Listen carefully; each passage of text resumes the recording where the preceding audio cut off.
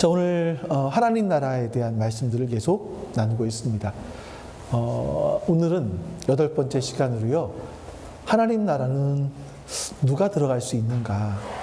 하나님 나라는 누가 들어갈 수 있는가 하는 부분에 대한 말씀들을 같이 한번 살펴보려고 합니다. 오늘 말씀은 마가복음 1장 15절을 이제 넘어서서 몇 주 동안 우리 마태복음에 있는 말씀들을 가지고 하나님 나라에 대해서 말씀을 같이 볼 거예요. 우리 마태복음 22장 1절부터 14절입니다. 같이 한번 읽어보시죠. 예수께서 다시 여러 가지 비유로 그들에게 말씀하셨다. 하늘나라는 자기 아들의 혼인잔치를 베푼 어떤 임금에게 비길 수 있다. 임금이 자기 종들을 보내서 초대받은 사람들을 잔치에 불러오게 하였는데 그들은 오려고 하지 않았다. 그래서 다시 다른 종들을 보내며 이렇게 말하였다. 초대받은 사람들에게로 가서 음식을 다 차리고 황소와 살찐 짐승을 잡아서 모든 준비를 마쳤으니 어서 잔치에 오시라고 하여라. 그런데 초대받은 사람들은 그 말을 들은 척도 하지 않고 저마다 제 갈 곳으로 떠나갔다. 한 사람은 자기 밭으로 가고 한 사람은 장사하러 갔다. 그리고 나머지 사람들은 그의 종들을 붙잡아서 모욕하고 죽였다. 임금은 노에서 자기 군대를 보내서 그 살인자들을 죽이고 그들의 도시를 불살라버렸다. 그리고 자기 종들에게 말하였다. 혼인잔치는 준비되었는데 초대받은 사람들은 이것을 받을 만한 자격이 없다. 그러니 너희는 내 거리로 나가서 아무나 만나는 대로 잔치에 청해 오너라. 종들은 큰 길로 나가서 악한 사람이나 선한 사람이나 만나는 대로 다 데려왔다. 그래서 혼인잔치 자리는 손님으로 가득 차게 되었다. 임금이 손님들을 만나러 들어갔다가 거기에 혼인 예복을 입지 않은 사람이 한 명 있는 것을 보고 그에게 묻기를 이 사람아 그대는 혼인 예복을 입지 않았는데 어떻게 여기에 들어왔는가 하니 그는 아무 말도 하지 못하였다. 그때에 임금이 종들에게 분부하였다. 이 사람의 손발을 묶어서 바깥 어두운 데로 내던져라. 거기서 슬피 울며 이를 갈 것이다. 부름받은 사람은 많으나 뽑힌 사람은 적다. 아멘. 지난 7주 동안 우리가 예수님이 가지고 오신 하나님 나라 복음은 무엇인가 이런 것도 살펴봤죠. 그리고 이제 오늘은요, 그 나라는 누가 받을 수 있는가? 그 나라에서는 어떤 일들이 벌어지는가 하는 것들을 같이 한번 나누려고 합니다. 예수님이 말씀하신 그 하나님 나라 복음을 정말 받아들인 사람들은요, 그리고 그 하나님 나라 복음으로 이 땅을 살려고 하는 사람들은 자기가 의도하지 않더라도 어떤 자기 마음 속에 변화가 일어나지 않을까 하는 생각들이 들어요. 여러분, 얼굴이라는 말의 뜻을 아시죠? 옛날에 얼굴은 얼꼴이라고 했죠. 얼꼴. 그러니까 얼굴은 우리의 그 모습이 투영되는 곳이다라고 얘기를 해요. 여러분들이 정말 하나님 나라 복음으로 하나님의 사람으로 이 삶을 살아내고 있다면 그 얼굴 속에 하나님 나라 백성이라는 그 표정들이 드러나지 않을까 하는 그런 생각들, 그런 기대감들을 갖게 됩니다. 오늘은 예수님 말씀하신 마태복음 22장 1절부터 14절까지 조금 긴 말씀인데요. 예수님께서는 성경에서 하나님 나라에 대한 말씀들을 종종 하셨어요. 근데 하나님 나라를 이야기하시면서 우리들이 하나님 나라에 대해서 모르잖아요, 사람들이. 그래서 비유로 말씀하십니다. 비유로 여러 가지 이야기로 말씀하신 적이 있으셨어요. 그 당시 사람들이 잘 아는 소재를 가지고요. 자, 오늘 본문에 나오는 말씀들을 보시면 예수님께서 때가 찼다. 그 하나님 나라가 임했다라고 하시는데 그 하나님 나라가 어떤 줄 아니? 하면서 하신 말씀이 뭐냐면 하나님 나라는 마치 혼인잔치와 같아, 결혼잔치와 같아 이렇게 말씀하시는 거죠. 이 유대 풍습에서 결혼이라는 것은요, 우리는 예식처럼 생각을 할 수 있는데 그 당시는요, 혼인은 잔치였습니다. 보통 유대에서는요, 결혼식을 할 때 동네 사람 다 초청을 해요. 이제 결혼식이 농사를 많이 지을 때, 바쁠 때 하는 것이 아니라 농번기 때예요, 쉴 때. 그러니까 마을 사람들을 다 초청을 하고 그 마을 사람들은 보통 다 옵니다.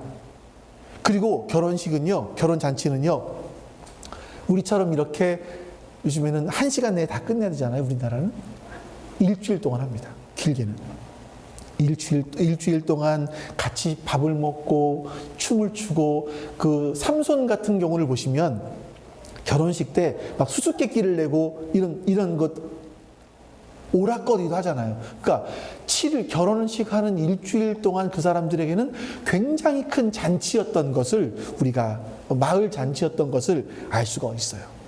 근데 예수님께서는 그 사람들이 결혼식 그러면 일주일 동안 하는 잔치, 아주 흥겨운 잔치, 기쁨의 시간이라는 걸 알고 있었기 때문에 예수님은, 얘들아, 하나님 나라는 너희들이 지금 이렇게 즐기고 있는 결혼 잔치와 같아, 혼인 잔치와 같아 라고 말씀을 하시는 거죠. 최고의 기쁨을 누리는 그 잔치. 근데 여기 말씀하시는 게 뭐냐면, 이 혼인 잔치는 이미 준비되어 있어. 너희를 위해서 이미 준비되어 있어 라고 말씀하시는 겁니다. 사람들은요, 천국 그러면 이 천국이 있다면 미래에 내가 죽어서 가는 곳, 미래에 갈 수 있는 곳이라고 생각을 하지만, 예수님은 하나님 나라는 이미 준비되어 있다라고 말씀을 하시는 거예요. 우리 4절 말씀 한번 볼까요? 같이 읽습니다. 그래서 다시 다른 종들을 보내며 이렇게 말하였다. 초대받은 사람들에게로 가서 음식을 다 차리고 황소와 살찐 음식을 잡아서 모든 준비를 마쳤으니 어서 잔치에 오시라고 하여라. 여러분, 보통 유대인들은요, 일반적인 잔치를 할 때는 양이나 염소를 잡아요. 작은 거. 근데 큰 잔치, 그러니까 여기서 보니까 황소를 잡았고 살찐 짐승을 잡았다라고 하는 걸 보면 굉장히 큰 잔치를 벌였다라는 걸 알 수 있습니다. 이 황소와 살찐 짐승을 잡아놓고 이제 종들을 사람들에게 보냅니다. 초대받은 사람들에게 보내서 이렇게 잔치가 준비되었으니 결혼식에 오시오, 초청장을 발송했다라는 거예요. 옛날에도요, 지금 우리나라는 이제 그 청첩장이 여러분들 아시는 것처럼 카톡으로 옵니다. 요즘에는요, 아주 편해요. 카톡으로 오고, 카톡에다 뭐까지 써놓냐면 계좌번호까지 써놔요. 굳이 안 와도 상관없고 돈만 보내면 돼요, 이런 의미인 것 같아요. 계좌번호도 있더라고요. 자, 근데 이 당시도요, 결혼식 할 때 특히나 신분이 고위급 신분이면 신분일수록 청첩장이 굉장히, 이 초대장이 굉장히 화려했다고 해요. 이런 화려한 초대장을 사람들에게 근사하게 만들어서 종들을 통해서 일일이 다 전달을 해주는 겁니다. 뿐만 아니라요, 그 혼인잔치에 오는 사람 중에서 귀족급 있지 않습니까? 그런 사람들은 특별하게 자기 집안의 종들을 보내서 이제 오시지요, 여기로 오시면 됩니다 하고 에스코트까지 하게 했다고 해요. 이게 유대의 결혼의 풍습이었다고 합니다. 한 나라의 왕이 자기 아들의 혼인잔치를 준비했습니다. 얼마나 대단할까요? 얼마나 화려할까요? 이렇게 혼인잔치를 준비해 놓고, 여러분들 이제 이 즐거움에 참여하십시오 라고 초대장을 보낸 것. 예수님께서는 말씀하시는 게 뭐냐면, 이게 하나님의 나라다, 이렇게 말씀하시는 겁니다. 하나님의 나라는 이렇게 준비되어 있는 혼인잔치, 기쁨의 자리에 함께 동참할 수 있는 곳이다 라고 말씀하시는 거예요. 동참해라 말씀하시는 거죠. 근데 어처구니 없는 게 뭐냐면, 사람들이요, 이 혼인잔치를 거절한다는 겁니다. 3절에 보면 사람들이 오기를 싫어해요. 그래서 이 왕이 생각할 때, 내가 에스코트할 종들을 보내지 않아서 그런가 보다 하면서 다시 또 한 번 종들을 보냅니다. 우리 5절과 6절 말씀을 읽어보죠. 같이 읽습니다. 그런데 초대받은 사람들은 그 말을 들은 척도 하지 않고 저마다 제 갈 곳으로 떠나갔다. 한 사람은 자기 밭으로 가고 한 사람은 장사하러 갔다. 그리고 나머지 사람들은 그의 종들을 붙잡아서 모욕하고 죽였다. 황당한 얘기가 나와요, 이야기에서. 초대받은 사람들은요, 그 종들의 말을 들은 척도 하지 않고 한 부류는 장사를 하러 가고 또 한 부류는 농사를 지으러 갔다, 이렇게 말씀하고 있습니다. 그러니까 우리가 사는 시대는 좀 복잡하니까 돈을 버는 수단이 굉장히 많잖아요. 근데 이 당시는 크게 두 가지예요. 장사, 농사. 이게 자기가 먹고 살 수 있는 수단이 두 가지, 돈을 벌 수 있는 수단이 이 두 가지밖에 없었다고 합니다. 그러니까 예나 지금이나 사람들이 생각할 때 가장 중요한 건 먹고 사는 문제 아닌가. 예수 믿는 것도 2차지. 내가 먹고 사는 게 힘든데. 우리가 이런 생각들을 충분히 할 수 있다라는 말이죠. 자, 왕이 잔치를 준비하고 오십시오 했는데 그 이유가, 사람들이 오지 않는 이유가 뭐냐면, 나는 잔치에 가서, 그 혼인 잔치에 가서 누리는 즐거움보다 내가 직접 일해서 돈을 벌어 누리는 즐거움, 내가 직접 농사를 지어서 그 돈을 벌어 누리는 즐거움이 더 크다. 더 그것이 즐겁다. 그래서 왕의 잔치에는 가지 않겠다라고 사양하는 것으로 보여지는 겁니다. 지금도 이런 말들을 많이 해요. 교회 나오면 밥을 줘, 돈을 줘. 밥은 줘요. 그렇죠? 오늘도 여러분들에게 가지고 온 저 빵이 대략 가격으로 환산해 보면 한 15만 원 정도 돼요. 15만 원, 20만 원 정도 되는 것 같아요. 우리는 그런 빵을 주일날 먹는 거예요. 드시고 또 싸갈 수도 있고, 밥 드려요. 네. 또 다음 주에는 우리 집사님이 만드신 그 맛있는 떡들을 우리가 또 먹을 수 있어요. 그것도 얼마나 될까요? 진짜 그 정도면? 가격으로 환산하면 한 5, 6만 원, 10만 원 되나요? 10까지는 아니에요. 그래도 그게 어때요? 그 정성 들여 만든 떡을 여러분에게 이렇게 교회 오면 밥은 드립니다. 돈은 내시지만. 자, 어쨌든 사람들은 이런 논리로 교회를 생각한단 말이에요. 그래서 내 행복을 위해서, 돈을 벌기 위해서 밭에 가야 되고, 내 행복을 위해서는 장사를 하러 가야 돼. 이게 먼저야. 이게 우선이야. 라고 생각을 합니다. 그러다 보니까 하나님 나라의 초청에 대해서는 귀에 잘 들어오지 않아요. 돈이 우선이기 때문에. 사람들은요, 하나님께서 놀라운 것을 주시기 위해서 준비해 놓았다고 말씀하시지만, 신명기의 이야기처럼 자기 소견에 오른 대로, 자기가 세상을 보고 있는 대로 돈이 제일 중요한 것 같아. 그래서 거의 돈에 올인을 합니다. 이러다 보니까 하나님이 주시려고 하는 그 복들을, 그 하나님 나라의 그 기쁨들, 즐거움들을 이 땅에서 누리지 못하고 즐기지도 못하는 거죠. 그 6절에 보면 남은 사람들은 어떻게 했냐면, 에스코트하기 위해서 온 종을 붙잡아 모욕하고 죽였다. 이렇게 얘기합니다. 이 이야기는요, 이스라엘 사람들을 빗대어 이야기하는 건데, 하나님은 하나님 나라가 임했다라고 하면서 주의 날이 올 것이야 라고 하면서 구약시대부터 계속해서 선지자들을 보냈어요. 근데 이 유대인들은 그 선지자들을 계속 죽였습니다.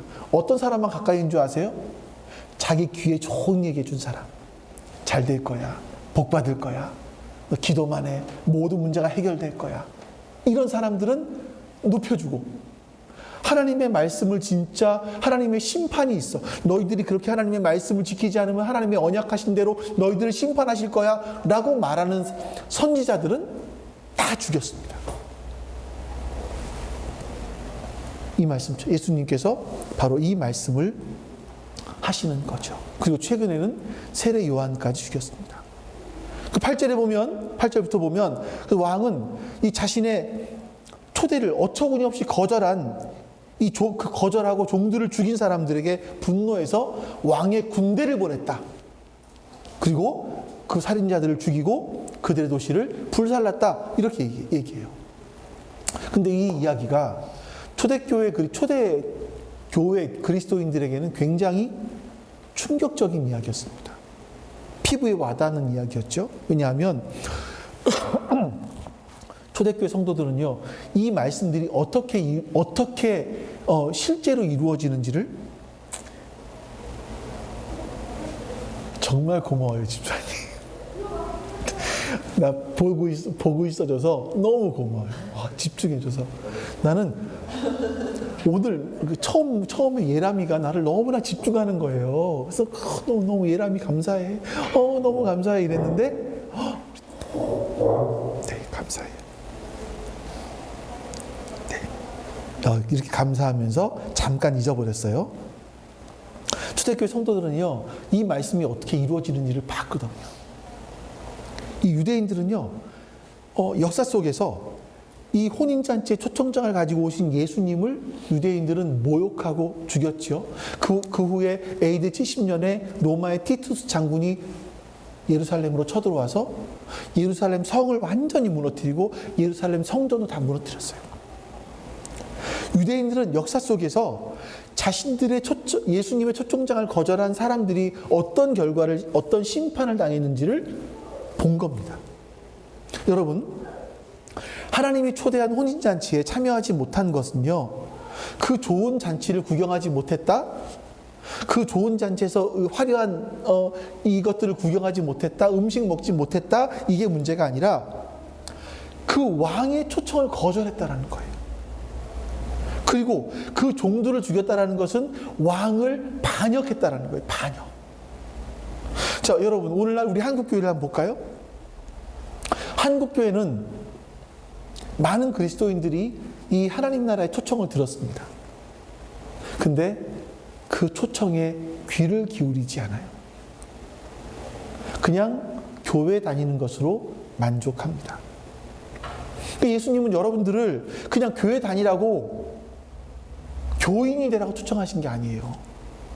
여러분이 그냥 교회에 다니는 사람이 되라고 십자가에 못 박혀 죽으신 게 아니죠. 근데 오늘날 전반적으로 한국 교회 교인들은요, 가리키는 것도 마찬가지고요, 교회를 오래 다니다 보면 신앙이 성장할 거야 라고 생각을 합니다. 그러면서 교회를 다니는 건 다니면 되고, 지금은 좀 내가 바쁘니까 봉사하는 거, 말씀을 공부하는 거, 이건 좀 차후로 미루고, 먼저는 바쁘니까 먼저 먹고 사는 일에 집중하고, 여유가 생기면 그때 가서 잘 믿어야지, 이런 생각을 해요. 제가 예전에 보았던 한 청년도 저한테 이렇게 얘기를 합니다.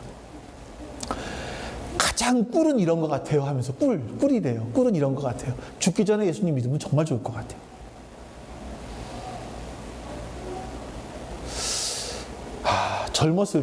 젊을 때는 사고가 약간 개방적이잖아요. 다른 사람의 것들을 받아들이기도 해요. 근데 나이가 들어가면 들어갈수록 문제가 뭐냐면 다른 사람들의 이야기를 받아들이지 않아요. 다른 사람들의 이야기를 받아들이지 않으면 자신은 변할 수 없거든요. 나이가 들어가면 그게 너무 심해지죠. 근데 어떤 계중의 어떤 분들은 보면 나이가 들었는데도 젊은 사람들과 소통을 굉장히 잘해요. 진짜 대단하신 분들이세요. 저는 여러분들과 제가 그렇게 늙어갔으면 좋겠어요. 작은 어린아이가 하는 말 한마디에도 경청해주는 사람. 그 사람들과 소통할 수 있는 사람. 죄송한 얘기 하나 할게요. 제가 쓰고 있는 핸드폰이 갤럭시 S23이에요. 근데 이제 요즘에 그 안드로이드 14 버전으로 올리면서 베타 회원들을 모집했어요. 그래서 이제 어떤 문제가 있는지 해서 좀 올리고 하는 거. 저는 당연히 거기에 들어가서 하죠. 제가 너무 좋아하는 거잖아요. 새로운 거 써보는 거 좋아하는 사람이잖아요. 했어요. 근데 거기서 이제 글을 올리는 사람 중에 하나가 이런 말을 하는 거예요. 우리 그 베타 버전을 할 때 연령대를 좀 나누죠. 이 자리에는 틀딱이도 있는 것 같은데 틀딱이들도 우리를 싫어하겠고 우리도 틀딱이 싫어하니까 연령을 나누죠. 이렇게 얘기를 하는 거예요. 틀딱이가 뭔지 아세요, 집사님? 아세요? 알죠. 틀리 딱딱한. 그러니까 이 젊은 사람들이 노인들을 비꼬아서 하는 말이에요. 세대 간의 갈등을 여기서 좀 많이 봤어요. 가슴이 참 너무나 많이 아팠어요. 서로 이해하지 못해주는 이 모습들이 너무나 가슴이 아팠어요. 이렇게 소통이 없구나 하는 그런 안타까움들. 여러분, 예수님께서 말씀하시는 건 뭐냐면 하나님 나라는 굉장히 긴급한 거야. 긴박한 거야. 급박한 거야. 너희들이 회개해야 돼. 하나님 나라 가까이 왔다? 회개하라. 회개는 뭐라고요? 방향 전환이라고. 빨리 삶의 방향을 바꿔. 급해 이거는. 이렇게 말씀을 하시는 거죠. 근데 오늘 한국교회는 적당히 얼버무립니다. 그래야 사람들에게 교회가 인기가 있을 거라 생각을 해요. 사람들은 편하게 교회를 나올 수 있도록. 세상에서 얼마나 힘든데 교회 나와서까지 뭐 심판을 얘기하고 하나님께서 뭐 어떻게 하실 걸 얘기하고 왜 마음속에 불안을 조장해. 그러지 말고 편안하게 교회 나오게. 복 받는 거야. 뭐 기도만 하면 병도 나. 문제가 해결될 수 있어. 만사형통이야. 이런 얘기만 해. 라고 얘기를 하죠. 가장 많이 했던 그 얘기를 했던 목사가 뭐냐면 조엘 오스틴이라는 목사예요. 한 가지 놀라운 통계가 뭐냐면 미국에서 전 세계에서 돈이 가장 많은 목사가 조엘 오스틴이더라고요. 와, 1조 가까이 돼. 1조. 목사의 재산이 1조예요. 그거 뭐 했을 거야 그거? 이런 생각이 막 들더라고요. 봐요, 저 반응이 나오네. 예람이가 얼마나 황당했으면. 응? 자, 여러분 보세요. 근데 예수님께서 말씀하시는 건 하나님 나라의 복음을 거절하면 심판이 있다라고 말씀하십니다. 심판은 참 듣기가 거북해요. 우리가 생각할 때 하나님은 마음씨 좋은 할아버지와 같기를 원해요. 그래서 우리가 하나님 뭐 잘못해 용서해 주시고, 하나님 죄송해요 그럼 용서해 주시고 괜찮아 이런 분으로 생각을 해요. 근데 하나님이 심판한다고 하니까 마음에 안 들어요. 사랑이 하나님인데 어떻게 심판을 해, 이렇게 얘기하고 싶죠. 근데 보세요 여러분, 우리 인간이 살아가는 사회는요 심판이라는 게 없으면 유지되지 않습니다. 존속될 수가 없어요. 사회는요. 심판이 없으면 정의라는 개념이 우리 일상에 사라집니다. 아니 심판받지 않는데 누가 정의를 구현하겠어요? 그렇지 않아요? 악을 행하는 사람이 처벌받지를 않아요. 근데 뭐하러 악을 안 하고 살겠어요? 다 악을 행하면 살면 되겠죠.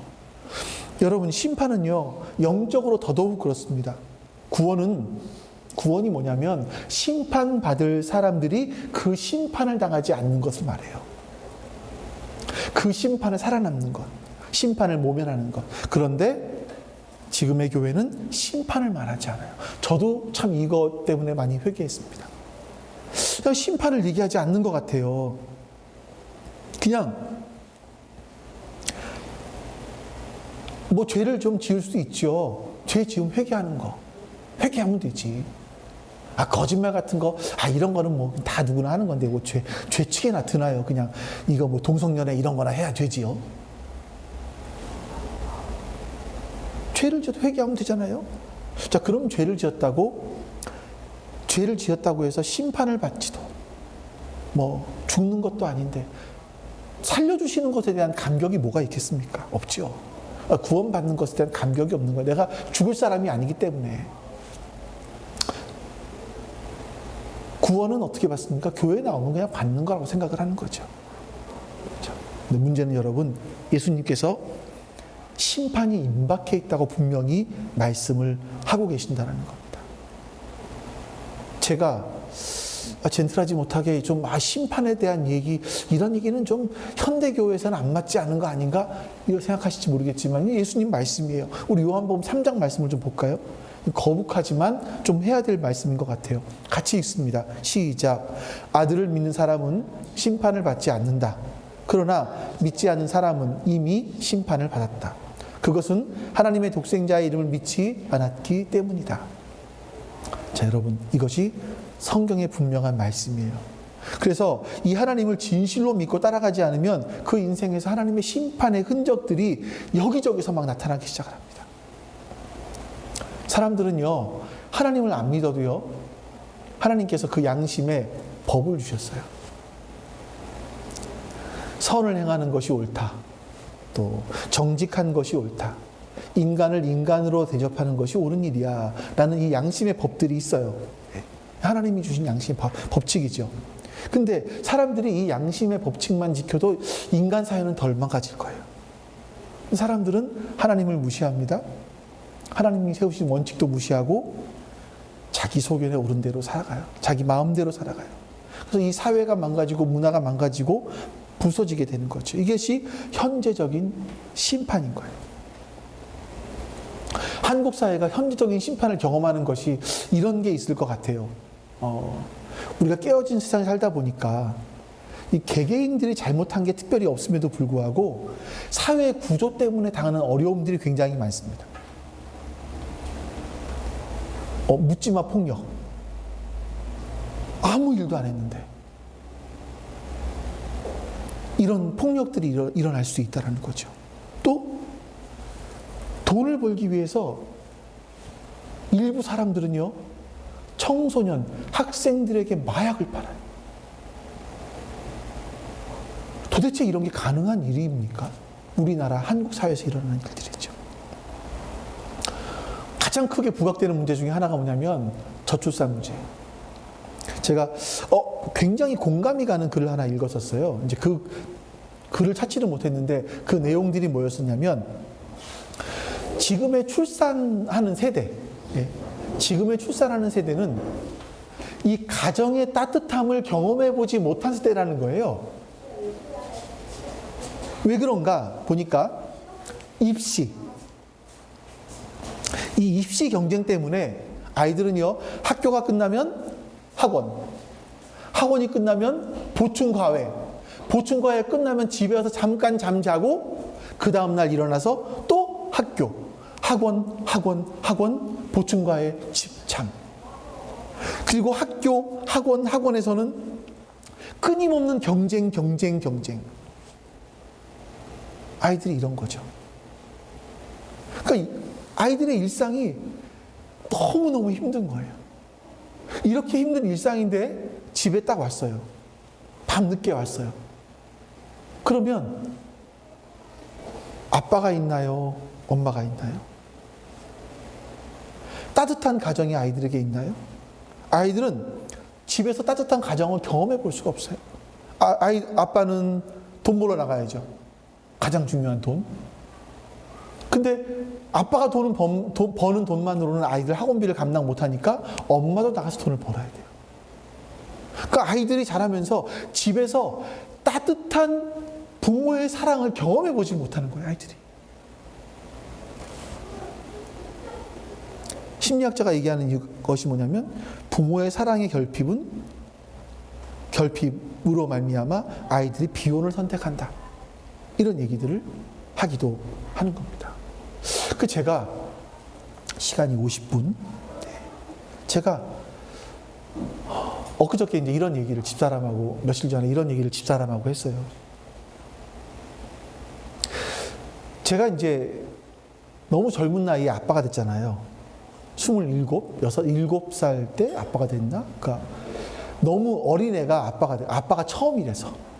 이게 아빠 노릇을 못 하는 거죠. 근데 보니까, 지금도 아빠 노릇을 못 하는 거예요, 잘.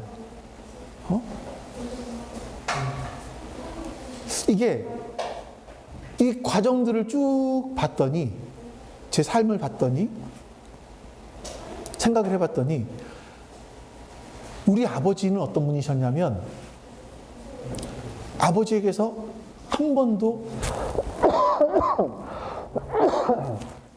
따뜻함이라는 걸 경험해 보지 못했어요. 제가 이제 각인된 제 그 아버지의 이야기는 뭐냐면, 어렸을 때 너무 추웠을 때 아버지가 저를 겨울에 코트로 이렇게 안아줬다. 들은 이야기 밖에 없지 모르겠는 거예요. 저를 보면서 나는 왜 이렇게 정이 없을까, 따뜻함이 없을까 생각을 했는데, 이게 대물림 되는 건가? 또 나도 대물림 하는 건가? 이런 생각들이 많이 들어요. 그런 거죠. 부모가 자식에게 주는 그런 상처들이 사실은 굉장히 많이 있고, 이 상처들을 아이들은 또 받고 자라요. 네, 여러분 제가요, 굉장히 저는요, 만약에 프로이드의 이론이 맞다면 저는 절망이에요. 프로이드는 자기 나이 때, 자기 연령대 때 채워지지 못하는 그런 욕구들은 그 다음에 절대 채워줄 수 없다 이거잖아요. 에릭슨은 다른 얘기를 했죠. 어저께 제가 이제 그 교수님의 강의를 또 하나 듣게 됐는데, 그 교수님은 애착에 대해서 얘기를 했어요.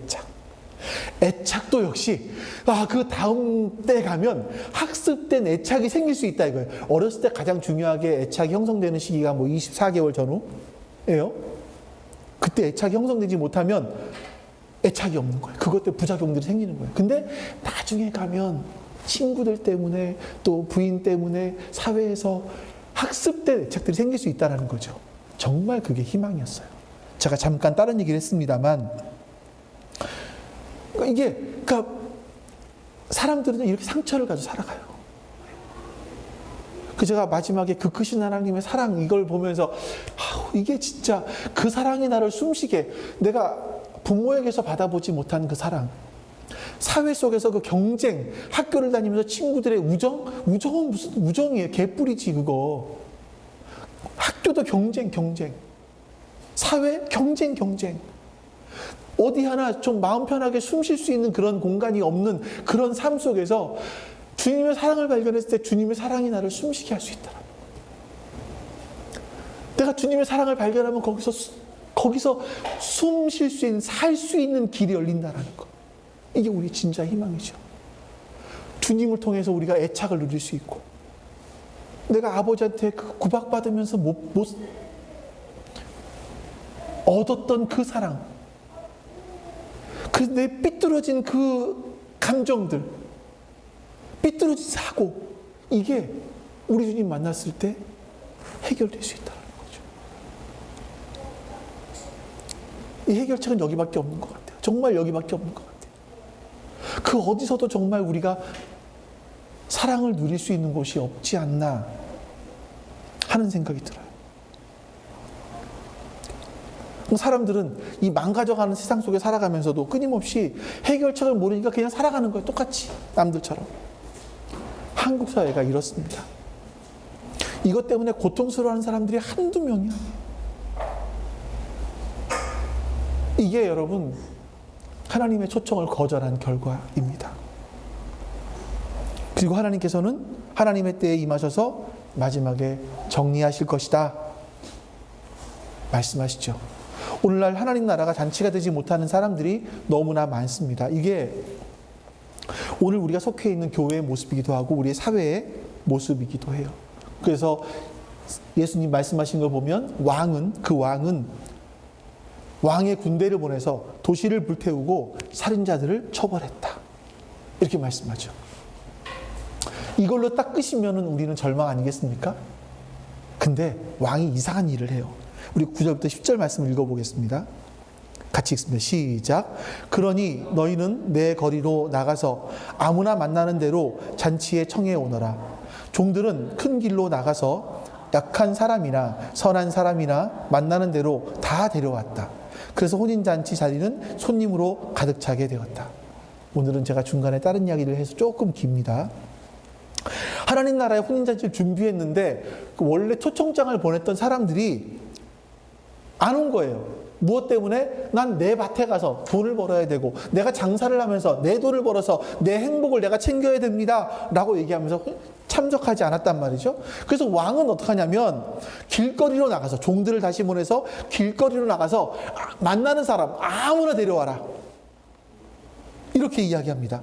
여기서 보시면 악한 사람이나 선한 사람이나 이 도덕적 성향 상관없어. 좀 더 보태볼까요? 거기에는 피부색, 빈부격차, 장애, 비장애 모두 상관없어. 아무나 데리고 와라 라고 말씀하시는 거예요. 이 말씀이 정말 우리에게 복된 소식이죠. 하나님 나라는 어떻습니까? 원래 초대된 사람들이 오지를 않았기 때문에 초대받을 자격이 없는 우리들이 들어가게 될 수 있는 나라가 그 나라라는 거예요. 초대받은 사람들은 거들떠보지 않았습니다. 그들은 심판받게 되었지만 왕의 잔치에는 감히 들어갈 수도 없는, 초대받을 수도 없는 사람들이 왕의 잔치에 들어가서 즐거워할 수 있는 곳, 그곳이 하나님의 나라다. 왕의 잔치에 참여하면 어떤 일이 벌어집니까? 이게 딱 비유로 뭐 어떻게 설명할지 모르겠는데, 최고급 호텔 뷔페에 가면요, 거기 가면 우리가 평상시에 먹어보지 못한 음식들이 간혹 있잖아요. 신기한 음식들 있잖아요. 마치 그런 것처럼 하나님의 나라는 우리가 이 땅에서 맛보지 못한 신기하고 놀라운 것들이 있는 곳이다 라고 말하죠. 하나님 나라는 여기서 보시면, 앞에서 보시면 뭐 황소를 잡고 살찐 짐승을 잡고 일반 평민들이 먹어볼 수 없는 그런 음식들, 그런 잔치 음식들이 가득 찬 그런 곳이다. 여러분, 하나님 나라에 가면요, 마블링이 가득한 트리플 A의 최상급 소고기를 먹을 수 있는 곳, 이렇게 표현하면 될까요? 지금까지 이 땅에서 들어보지 못했던 최고의 음악을 들어볼 수 있는 곳, 그곳이 하나님 나라다라고 말씀하는 겁니다. 그러니까 야, 이런 곳도 있구나, 이런 음식도 있구나. 하나님 나라는 그런 것을 맛볼 수 있는 곳이다. 그런 이 땅에서, 이 땅의 방식으로는 도저히 맛볼 수 없는 기쁨과 환희와 쾌락과 즐거움들을 누릴 수 있는 곳이 하나님의 나라다 라고 말씀하는 거죠. 근데 우리가 아직, 여러분, 우리가 교회를 다니고 있지만, 예수님을 믿지만, 하나님 나라 백성이 되었지만 아직 그 맛을 잘 몰라요. 맛을 잘 몰라요. 제가 몇 년 전에 와인을 한번 먹어본 적이 있어요. 저는 와인이라고 하면 이런 거 생각했어요. 옛날에 그 어머님께서 담가주셨던 머루주, 설탕 들어간 달달한, 신입사님 요즘에 하시는 그런 달달한 포도주, 뭐 달지는 않아도 약간 뭐 달달한 포도가 다니까 달달함이 있겠지라고 하면서 와인을 딱 조금 먹었는데, 막걸리야? 혹시 이해하시는 분 계세요? 왜 다 아무도 이해 못 하시는 것처럼 와인들 한 잔 안 드셔보셨습니까? 이러면 얘기가 안 통할 텐데. 자, 비싼 와인은 어떨지 모르겠어요. 근데 이제 뭐 와인을 한 병 선물 받아서 결국 나중에는 이게 잠깐 내놨더니 뻥 하더라고요. 콜크가 터졌어요. 부패돼서 버렸는데, 비싼 와인 어떨지 모르겠어요. 근데 일반 와인을 먹었을 때 아주 옛날에 박 지사님 댁에서 했던 그 막걸리 맛이, 그런 맛이 생각이 나는 거예요. 발효주의 맛. 그래서 와인이 이런 맛인 건가? 이런 생각이 들었죠. 왜냐하면 저는 와인을 먹어본 적이 없기 때문에. 우리가 하나님 나라 맛을 모를 수 있어요. 먹어본 적이 없기 때문에 그 맛이 뭔지를 몰라요. 그래서 그 맛의 진짜 의미를 모르는 거죠. 우리는 여전히 세상의 육적이고 세속적인 그런 입맛에 길들여 있다 보니까 그 진짜 맛을 모르는 거겠죠. 근데 여러분들이 이 교회 와서 예배 드리고 찬양 부르면서 기도하면서 우리는 하나님 나라 그 맛을 조금씩 보는 거예요. 여러분들이 찬양 부르면서 감격할 때마다 여러분의 호르몬 속에서 뭐가 나오는지 아세요? 빡! 옥시토신, 엔돌핀 나온단 말이에요. 옥시토신이 나와요. 그러면 이 옥시토신일 거예요, 아마. 제가 하도 예전이라 기억이 잘 안 나는데, 그게 그 성분이 그렇게 항암에 좋다며요. 그런 게 있다며요. 하나님 나라는요, 나라 잔치에 들어온 사람들은요, 이 땅에서 누려보지 못한 그 기쁨과 쾌락과 전혀 다른 그것들을 맛보는 그런 곳이라는 거죠. 근데 더 중요한 게 뭔지 아십니까? 내가 그 자리에 있다는 거예요. 그 맛보는 것이 문제가 아니라 내가 그 자리에 있다는 거예요. 감히 그 결혼식 잔치에는 들어갈 자격조차 없는 나이인데 내가 그 자리에 들어가 있다는 거죠. 꿈도 꾸지 못할 일이 나에게 일어났다는 겁니다. 이게 감격이고 이게 기쁨이죠. 왕이 나를 불렀다는 것. 하나님께서는요, 우리가 자격이 없음에도 불구하고 그냥 불러주신 겁니다. 그래서 내가 거기 들어가 보니까, 야, 하나님이 나에게 관심을 가지고 계셨네. 하나님이 나의 작은 신음에도 응답하고 계셨구나. 하나님이 나의 이 음성을 듣고 계셨구나 라는 것을 확인할 수 있는 나라가 그 나라인 겁니다. 근데 여러분, 여기서 중요한 한 가지가 있어요. 우리 11절, 12절 말씀을 보겠습니다. 같이 읽어보겠습니다.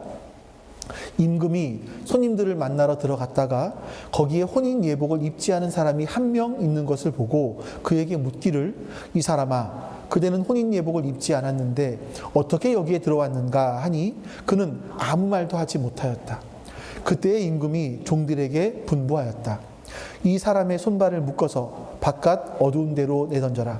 거기서 슬피 울며 이를 갈 것이다. 왕이 이제 그 혼인 잔치에 모인 사람들의 앞에 가보니까, 그 중에 혼인 예복을 입지 않은 사람이 한 명 있는 겁니다. 그래서 왕은 그 사람을 혼내주래요. 아니, 이게 참 뭐 이런 일이 다 있나 싶지 않으세요? 여러분, 결혼식 할 때. 근데 지금 보세요. 분위기가 뭐냐면, 왕이 누구를 초대했습니까? 길거리에 나가서 아무나, 선한 사람이나 악한 사람이나 상관없이 아무나 데리고 와. 그러니까 그 사람들은 지나가다가 왕이 초대를 한다고요? 간 거예요. 그러면 옷이 뭐예요? 평상시에 입고 있었던 옷일 거 아니에요. 내가 반바지를 입고 있었으면 반바지 차리고 갈 거 아니에요? 근데 예복을 안 입었다고 쫓아내? 이게 무슨 말일까? 근데 이건 유대인들의 풍습을 여러분들이 아셔야 돼요. 이 당시에 귀족들은요, 결혼식에 갈 이런 옷들이 있었습니다. 그런 예복들이 있었어요. 따로 준비된 게 있었어요. 근데 일반 평민들은 그런 옷이 없었단 말이에요. 그래서 결혼식을 하는 사람들이 잔치 옷들을 대여를 준비를 해놔요. 오면 이 옷을 입어, 이 잔치 옷을 입어 하면서 그들에게 이 잔치 옷을 입혀주는 거예요. 근데 그 중에 한 명이 안 입었어요. 왕이 잔치 옷을 다 준비를 해줬는데 이 사람만 안 입은 거예요. 왜 그랬을까요, 여러분? 무엇 때문에 이 사람은 예복을 입지 않았을까요? 그 말은 뭐냐면, 내 방식대로 할게요. 고집을 피우는 거예요. 내 방식대로 계속 살아갈게요.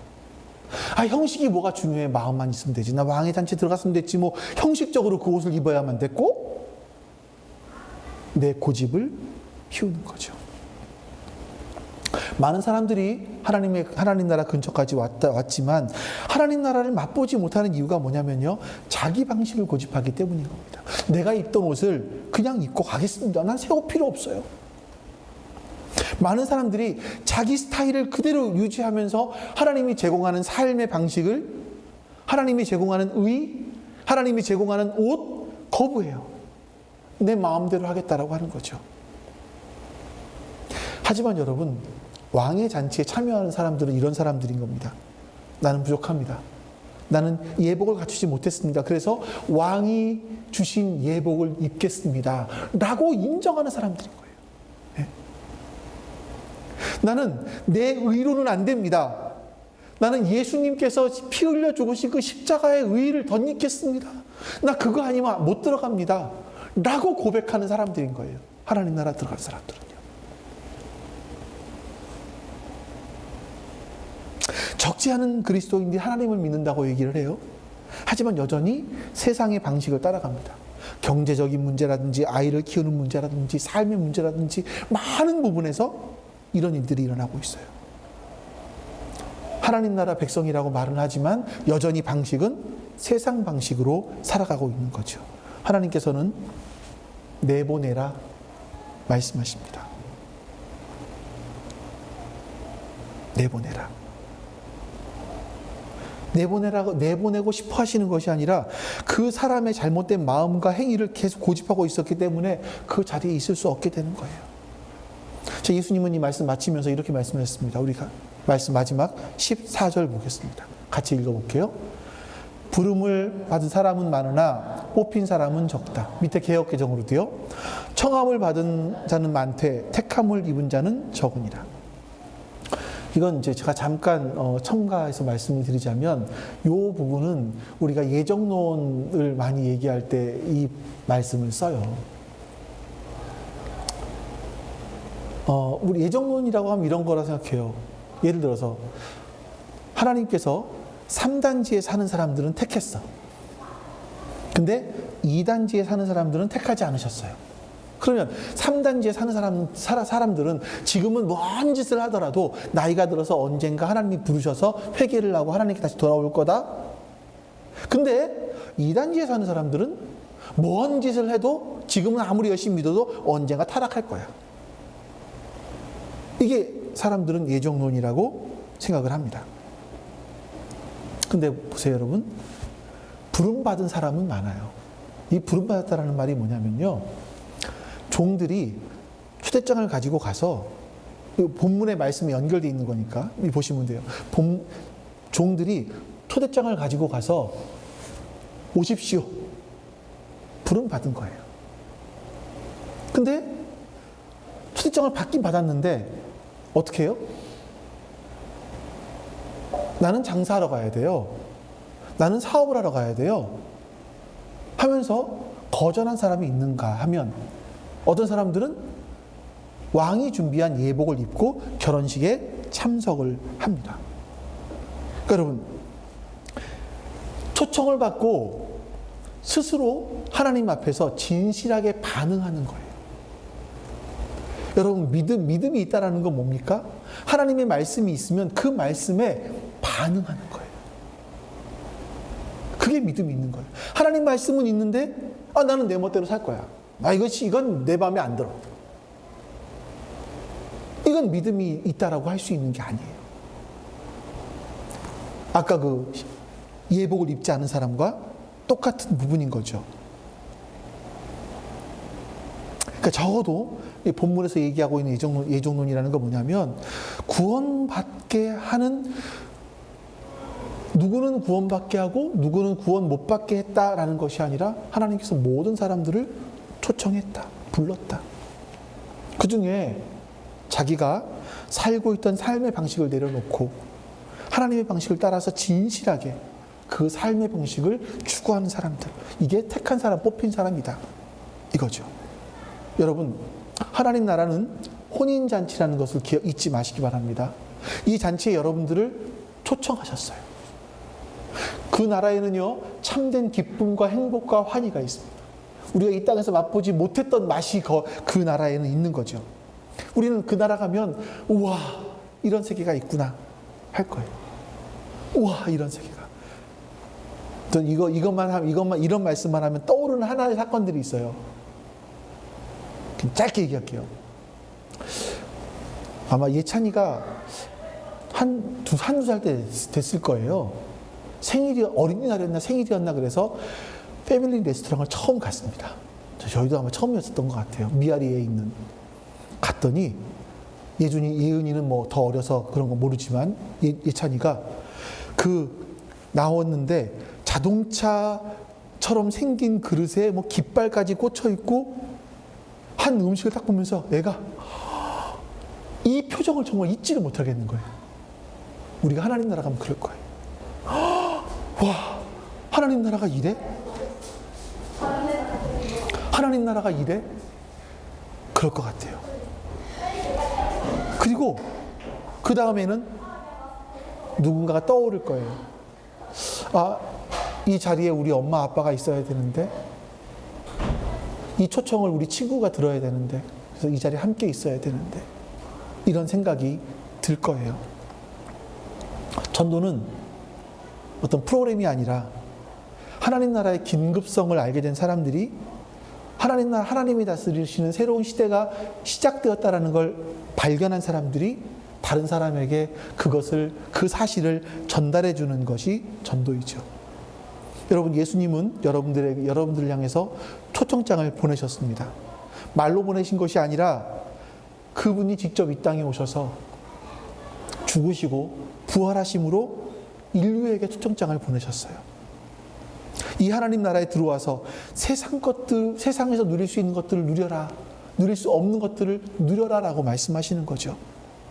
여러분, 하나님 나라 들어가서 자꾸 세상 것 달라고 징징대지 말고 하나님의 방식대로 한번 하나님이 주시는 그 기쁨들을 누려보시기를 바랍니다. 그 깊은 맛을 한번 맛보실 수 있기를 바랍니다. 자꾸 세상에 눈 돌리지 말고 장사하러 가야 돼, 나는 밭에 가야 돼, 이러지 마시고 하나님이 보여주신 새로운 삶의 방식을 우리가 한번 살아내 보시길 바랍니다. 그리고 그 삶을 방해하는 것들이 있다면 과감하게 잘라버리십시오. 우리는 아주 놀라운 것을 가지고 있는 사람들입니다. 하나님 나라의 비밀을 발견한 사람들이죠. 여러분, 누가 하나님 나라에 들어갈 자격이 있습니까? 아무나입니다.